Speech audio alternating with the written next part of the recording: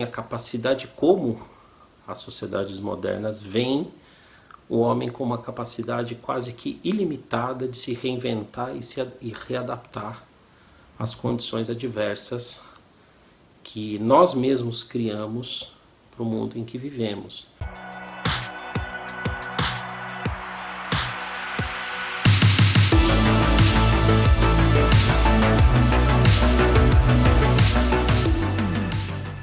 Olá pessoal, tudo bem? Meu nome é Rodolfo Valentim e eis minha dica desta semana para o canal Jornada nas Ciências. O livro é No Tempo das Catástrofes, da filósofa belga Isabelle Stenger.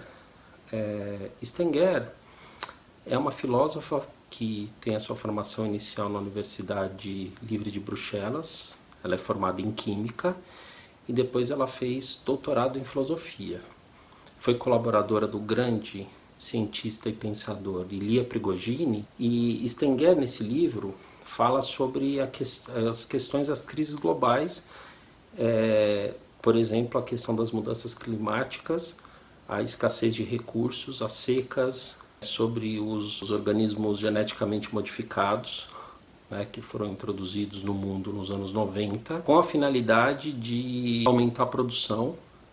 E por outro lado, ela discute uma temática bem interessante a respeito disso, né, que ela trata isso no âmbito dos interesses envolvidos, né, a introdução dos organismos geneticamente modificados, os interesses que passam pelas indústrias que desenvolveram isso, os interesses que passam pelos agrotóxicos, pelos fertilizantes, e ela discute toda essa temática, né, principalmente no âmbito das mudanças climáticas e fazendo uma reflexão sobre como solucionar esses problemas.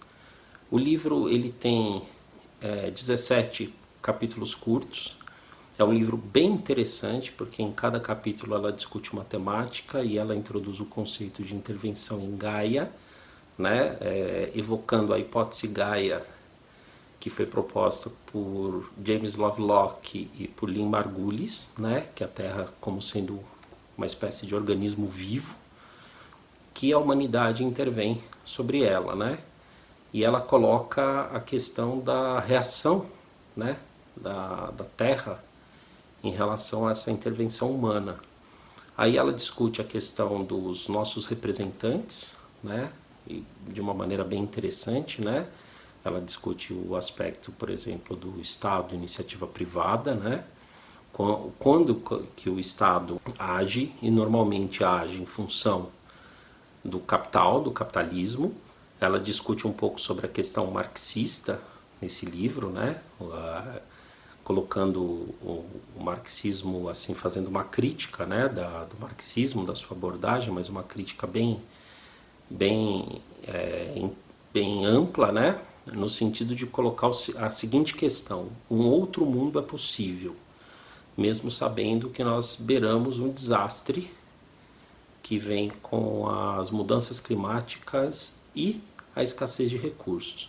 Uma das coisas interessantes do livro que ela trata, também que eu vejo como fundamental, é assim a capacidade como as sociedades modernas veem o homem com uma capacidade quase que ilimitada de se reinventar e readaptar às condições adversas que nós mesmos criamos para o mundo em que vivemos. É um ensaio fundamental, né, que traz essa reflexão tão importante sobre as questões humanas, né, os desafios das sociedades modernas, né.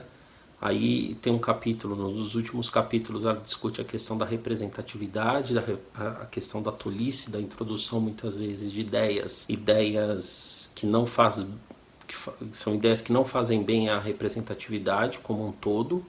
E curioso que esse livro foi escrito em meados dos anos 2000 e ele é muito atual, principalmente para quando nós olhamos para as questões que nós vivenciamos hoje, né?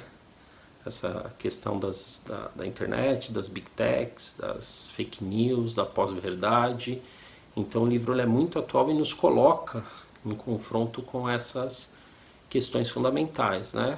Como por exemplo as mudanças climáticas, a escassez de recursos, as secas, as inundações em partes do mundo, secas em outras partes e por aí vai. É uma leitura super recomendada, é um livro curto, digamos assim. O livro ele não é